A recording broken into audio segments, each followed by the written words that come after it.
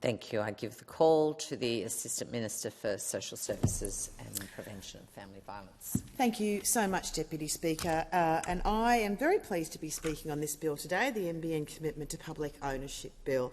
Very pleased because it is vital that NBN stay in public hands, and we are very much committed to do that.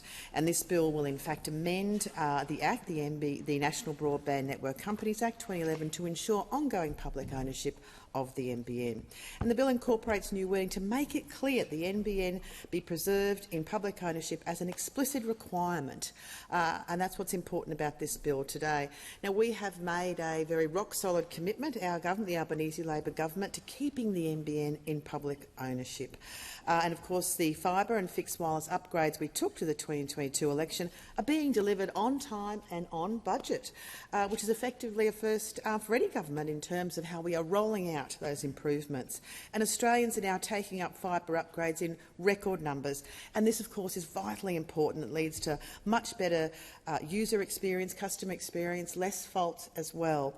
And there's lots of innovation happening, particularly in terms of satellite technology, which really does have the ability to transform connectivity for all Australians. And of course, in areas like mine, in regional areas, and especially in regional and rural areas, issues surrounding the upgrading of the NBN is just forefront in the minds of so many people. For so many reasons we require that, whether it be the vast number of wonderful small businesses that we have. I know in my region, throughout other parts of regional Australia, having connectivity is at the heart of them functioning as a small business.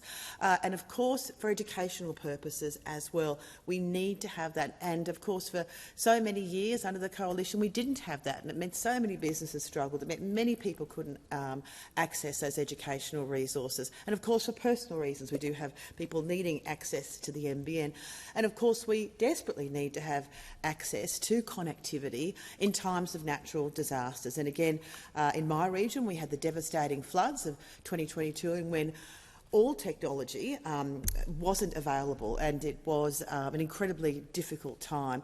And since that time, we've made some major investments in terms of having equipment and technology there for increased connectivity within natural disasters. But that is absolutely important, and our government understands that we need to do all that we can to ensure we can access that technology in times of a natural disaster, because, of course, that added to the incredible distress and devastation that we were feeling at that time during the floods. But we have made a commitment to making sure that there is more capacity for connectivity when we are in natural disasters.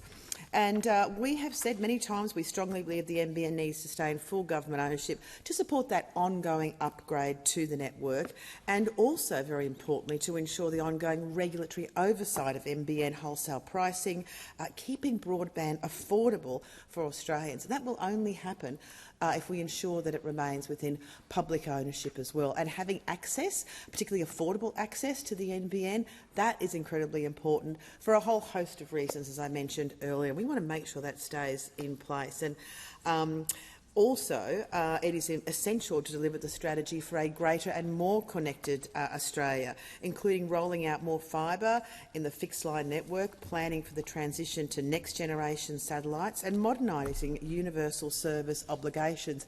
There are a whole variety of reasons that we need to ensure that the NBN ownership stays in public hands, to ensure that happens effectively and efficiently as well. And of course, for our cybersecurity and national security imperative, that naturally requires a massive government oversight as well, and can only be done through government ownership. And if there were to be any future sale of NBN, that we wouldn't want that. I mean, imagine that. We've said we don't want that. And if it were to involve some sort of foreign ownership, that could potentially raise very serious national sovereignty and security risks as well. So there are a whole host of reasons why the NBN should remain, of course, within public hands as well.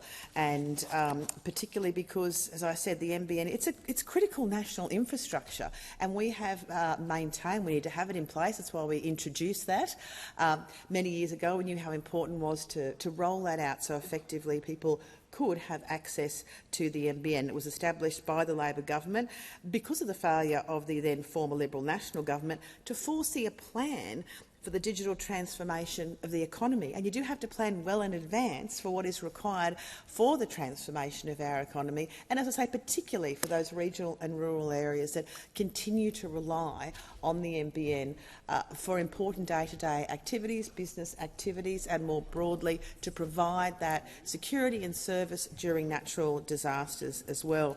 And of course we know that the Ed Howard government, the sale of Telstra was a complete disaster and really showed how the Liberal, particularly the National Party, sold out many regional communities because, of course, there were initially some guarantees of service delivery and none of that eventuated. None of it. And people remind me of that every day. They remember when it was sold off by the Howard government and the implications for the regions.